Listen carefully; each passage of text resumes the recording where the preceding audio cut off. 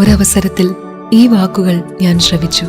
എൻ്റെ മകളെ, എൻ്റെ അഗ്രാഹ്യമായ കരുണയെപ്പറ്റി സമസ്ത ലോകത്തോടും പറയുക.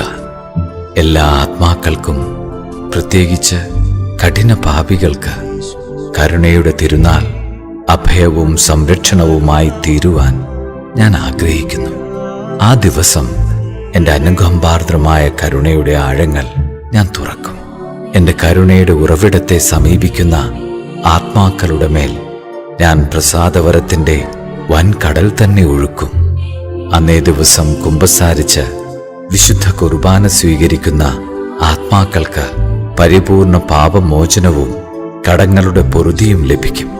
അന്നേ ദിവസം ദൈവിക പ്രസാദവരമൊഴുകുന്ന എല്ലാ ചാലുകളും ഞാൻ തുറന്നുവിടും.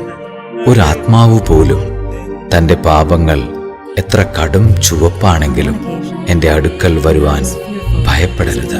മാനുഷികമോ അമാനുഷികമോ ആയ ബുദ്ധിക്ക് ഒരിക്കലും അളക്കാനാവാത്ത വിധം എൻ്റെ കരുണ അത്ര ഉന്നതമാണ്.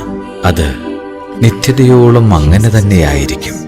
എൻ്റെ അനുകമ്പാർദ്രമായ കരുണയിൽ നിന്നാണ് എല്ലാ സൃഷ്ടികളും അസ്തിത്വം സ്വീകരിച്ചിരിക്കുന്നത്. എന്നോടുള്ള സഹവാസത്തിൽ എല്ലാ ആത്മാക്കളും എൻ്റെ സ്നേഹത്തിലും കരുണയിലുമാണ് നിത്യതയിൽ എപ്പോഴും മുഴുകിയിരിക്കുന്നത്. എനിക്ക് നിങ്ങളോടുള്ള വാത്സല്യത്തിൽ നിന്നാണ് കരുണയുടെ തിരുനാൾ ഉത്ഭൂതമായത്.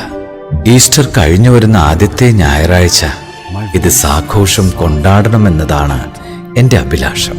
എൻ്റെ കരുണയുടെ ഉറവയിൽ അണയാതെ മാനവകുലത്തിന് സമാധാനം ലഭിക്കുകയില്ല.